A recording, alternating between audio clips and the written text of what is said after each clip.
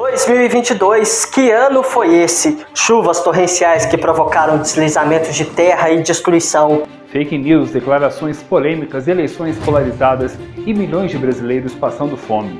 Bloqueios em rodovias e manifestações. O mundo em guerra. Rússia e Ucrânia travam uma batalha há meses. Mas também teve doses de esperança. A vacina contra a Covid-19 é ampliada para crianças e adolescentes e o mundo retira a exigência do uso das máscaras.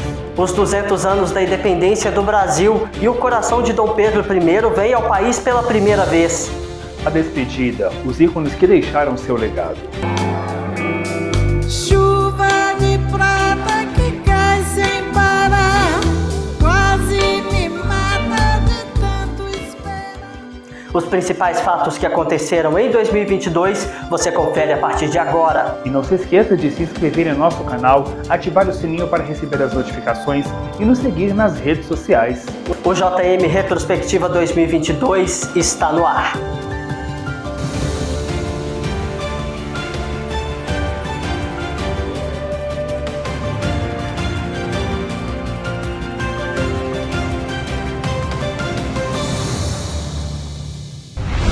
As chuvas castigaram Minas Gerais logo nas primeiras horas do ano. A combinação de dois fenômenos naturais, o Laninha e a zona de convergência do Atlântico Sul, provocaram a morte de pelo menos 50 pessoas. Ao todo, 138 cidades mineiras decretaram situação de emergência. Em Capitólio, um dos tradicionais pontos turísticos do estado, um paredão de rochas se desprendeu e atingiu 2 lanchas no Lago de Furnas. 10 pessoas morreram e outras 30 ficaram feridas. Mas janeiro também foi marcado pela ampliação da vacinação contra a Covid-19 para crianças de 5 a 11 anos de idade. A dose de esperança veio após uma longa queda de braço entre cientistas e o governo federal, mas em contrapartida, a variante Ômicron se espalhou e provocou um cancelamento do carnaval em várias cidades do Brasil. Além da Covid, uma epidemia de gripe pegou muita gente de surpresa. No mundo, a tensão entre Rússia e Ucrânia começava a se intensificar logo no primeiro mês do ano. No dia 24 de fevereiro, a Rússia invadiu a Ucrânia. Somente no primeiro mês de guerra, centenas de corpos foram encontrados. Em abril, a Rússia foi suspensa do Conselho de Direitos Humanos da ONU. O ministro das Relações Exteriores da Rússia, Sergei Lavrov, afirmou que existe um risco sério de uma terceira guerra mundial. Lavrov acusou as nações da Organização do Tratado do Atlântico Norte, a OTAN, de incentivar uma guerra por procuração, devido ao oferecimento de armamento e ajuda à Ucrânia. Em Tonga, na Oceania, o enorme vulcão entrou em erupção. Especialistas disseram que foi a maior em mais de 30 anos. As nuvens de gás e vapor atingiram 20 quilômetros de altura e foram vistas do espaço por satélites. O segundo mês do ano também começou com chuva no Rio de Janeiro. 231 pessoas morreram por causa das fortes chuvas que atingiram Petrópolis, região serrana do estado, causando deslizamentos de terras, queda de encostas e provocando abalo na estrutura de várias casas da região. A enxurrada ainda arrastou 2 ônibus para dentro de um córrego. A Defesa Civil Estadual do Rio de Janeiro disse que em apenas 3 horas choveu mais que o previsto para todo o mês de fevereiro. Ainda em fevereiro, o governo federal anunciou um novo modelo de carteira de identidade que unificará o documento em todos os estados usando o número de CPF. O objetivo, segundo o governo federal, é facilitar a vida da população e coibir fraudes. A emissão será gratuita. Na ciência, uma paciente com leucemia se tornou a primeira mulher a ser curada do HIV após receber um transplante de células-tronco. Esta foi a terceira pessoa a ser curada da doença por esse método. Março foi marcado pela exoneração do então ministro da Educação Milton Ribeiro após o jornal Folha de São Paulo divulgar uma gravação onde ele afirmava que liberaria verbas do ministério para municípios indicados por 2 pastores a pedido do presidente Bolsonaro. Em junho, a Polícia Federal deflagrou a Operação Acesso Pago e prendeu o ex-ministro e outros 2 pastores por prática de tráfico de influência e corrupção no Ministério da Educação. Em conversa realizada há 13 dias antes da prisão, o ex-ministro Milton Ribeiro disse à filha que o presidente Bolsonaro o alertou sobre a possibilidade da Polícia Federal realizar uma operação de busca e apreensão em sua casa. Por causa disso, o Ministério Público Federal afirma haver suspeita de interferência do presidente nas investigações referentes ao ex-ministro e pediu ao Supremo Tribunal Federal que investigue Bolsonaro. Vale lembrar que Milton Ribeiro foi o 4º ministro da pasta a cair durante a gestão de Bolsonaro. Ainda em março, o ministro do Supremo Tribunal Federal, Alexandre de Moraes, definiu que as operadoras de telefonia bloqueassem o aplicativo de mensagens Telegram em todo o país. Segundo o ministro, o aplicativo possuía perfis que ajudavam a disseminar informações falsas. O STF chegou a revogar o bloqueio após o Telegram atender às exigências do ministro. A empresa indicou um representante oficial no Brasil e removeu links do canal oficial do presidente Jair Bolsonaro que permitem baixar documentos de um inquérito sigiloso e não concluído pela Polícia Federal. Um avião com 132 pessoas a bordo caiu no sul da China, matando todos os passageiros. A aeronave caiu de uma altura de 6.000 metros em uma região montanhosa. Dados apontam que a queda levou cerca de 2 minutos e a causa ainda está sendo investigada. O mês de abril chegou chegando e trouxe festa. A ampliação da vacinação e o controle da Covid-19 permitiu novas flexibilizações nas restrições da pandemia. E para comemorar o tão esperado carnaval, embalou foliões em várias cidades do Brasil. Mas foi em 22 de abril que o país retirou de fato o estado de emergência provocado pela pandemia. E a alta da inflação continuou em abril. O IPCA, o Índice Nacional de Preços ao Consumidor Amplo, que é o responsável por medir a inflação oficial, se consolidou em 1,73%. Esse é o maior número para o mês desde 1995. E em abril foi divulgado o relatório que mostra que o Brasil foi responsável por 40% do desmatamento de florestas nativas em todo o mundo durante o ano de 2021. O monitoramento foi desenvolvido pela Universidade de Maryland, nos Estados Unidos. Cerca de 1,5 milhão de hectares de florestas tropicais primárias foram perdidas no ano passado. Uma das causas é o avanço dos garimpos. Para se ter uma ideia, em maio, a Amazônia bateu o recorde de alertas de desmatamento, o pior índice para o mês na história de monitoramento feito pelo Instituto de Pesquisas Espaciais, que começou em 2015. Em maio, pelo menos 132 pessoas morreram em Pernambuco depois que fortes chuvas atingiram a região metropolitana de Recife. O impacto dos temporais levou 9 municípios a decretarem situação de emergência. Ainda no mês de maio, a inflação quase dobrou no país em um ano. O acumulado de 12 meses no Brasil chegou a 12,13%, segundo o IBGE. A taxa praticamente dobrou, já que no mesmo período de 2021, a inflação anual era de 6,76%. A alta foi impulsionada pelo aumento nos preços dos combustíveis. No Rio de Janeiro, o estado registrou a triste marca de 40 chacinas em apenas um ano. Ao todo, 182 pessoas morreram, a maioria durante operações policiais. A mais letal aconteceu na favela do Jacarezinho, que matou 28 pessoas. No Texas, Estados Unidos, um atirador de 18 anos invadiu uma escola e matou 19 crianças e 2 professores.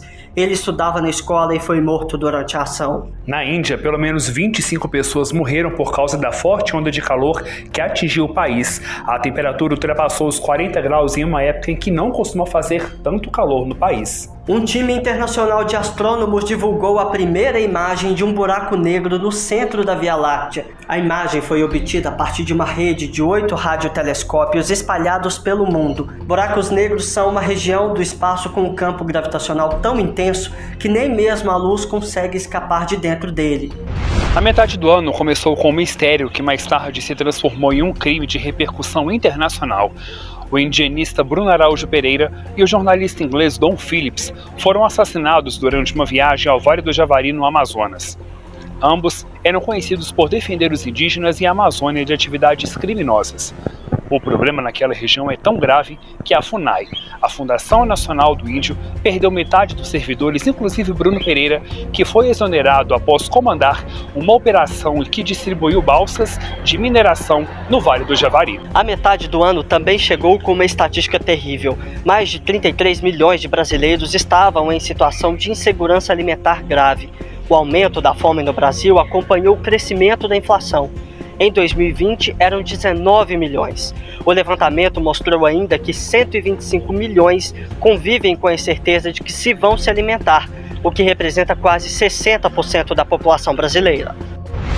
Em julho, durante uma reunião com representantes diplomáticos de outros países no Palácio da Alvorada, o presidente Jair Bolsonaro questionou a veracidade das urnas eletrônicas e disparou ataques ao sistema eleitoral brasileiro. Além de falas contrárias à democracia, o presidente ainda concentrou críticas aos ministros do STF, Alexandre de Moraes, Edson Fachin e Luiz Roberto Barroso. Após os ataques, a Faculdade de Direito da Universidade de São Paulo lançou uma carta pela democracia assinada por professores, ex-ministros do Supremo Tribunal Federal, juristas, economistas, centrais sindicais, empresários, jornalistas, artistas e representantes de outros setores.